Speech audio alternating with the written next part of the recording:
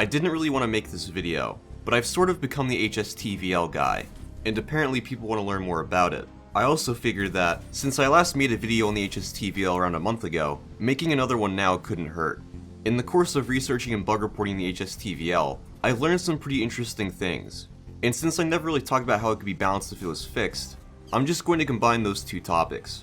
I'm going to assume that if you're watching this, you've probably already seen my other HSTV-L videos. Something to note is that Gaijin did action one of my bug reports, the one for the cannon's dispersion. It's supposed to be on par with the 105M68, which the changelog reflects. Problem is though, they never actually changed it. By data mining the values for the cannon's dispersion, you can see that the update didn't actually change anything. It's exactly the same as it was on release. It's not like this was a hard thing to fix. All you have to do is go in and change two values, but somehow they messed that up. I brought this to Gaijin's attention a while ago, but it essentially has to go through the pipeline all over again.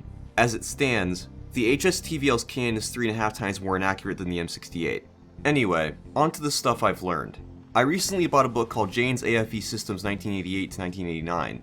Someone had shared snippets of it that talked about the XM274 cannon, so I wanted to see if it had anything else. Turns out, it had a lot more than I was expecting. In one section, it talks about the Aries Universal Turret System, which was mounted on the LAV. It includes the XM274 as well as two circular magazines stacked vertically.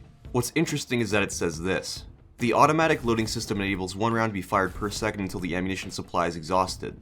I would assume that the HSTV-L operates the same way, being able to fire all of its ammunition continuously, since the device that brings the ammunition into the breech is an integral part of the cannon. The carousel and magazine can be swapped out for different vehicle layouts.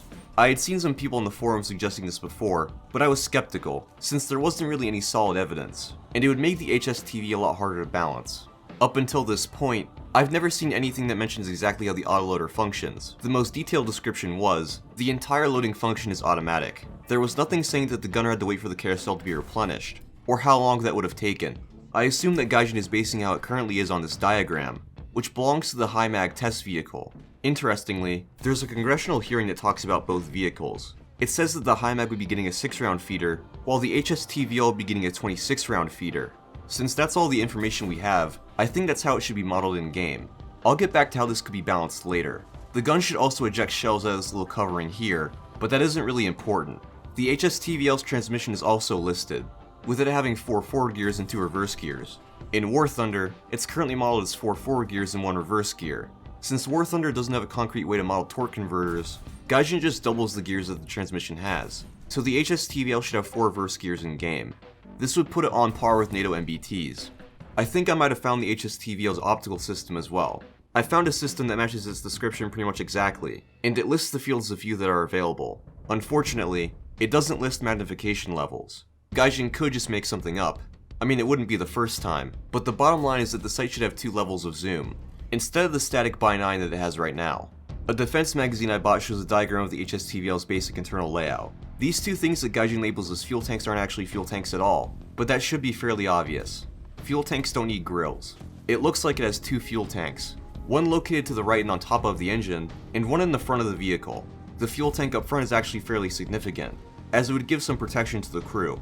If everything was fixed with the HSTV, it would obviously require a lot of rebalancing. If you had an incredibly fast light tank firing what is basically M774 every second, with 27 rounds available to it, that'd be a bit broken. I think the changes would warrant a BR increase to 10.0 or 10.3, as well as a few other things. There's one problem with the ammo type that the HSTV-L uses, and that is that it runs very hot. So, to keep players from spamming rounds, the barrel could overheat if you fired 5 rounds as fast as possible, and you would need to repair the barrel before using it again. The amount of damage the round does could also be adjusted.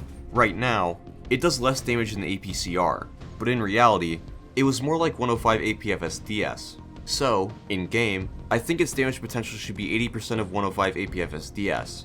That way, the rounds actually do damage without being too powerful. At this point, I don't have much faith that anything will change, but I also don't really care.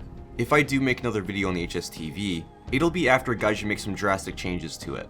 As always, hope you guys enjoyed the video, and I'll see you on the next one.